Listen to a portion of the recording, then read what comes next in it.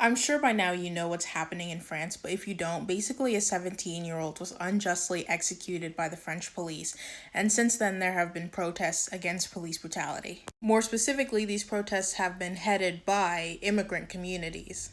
So naturally, this specific French protest is getting a lot more condemnation than the protests against the raising of the retirement age in France. I think it's important to put into context the history of France to explain why African immigrants are more than justified in burning the place down.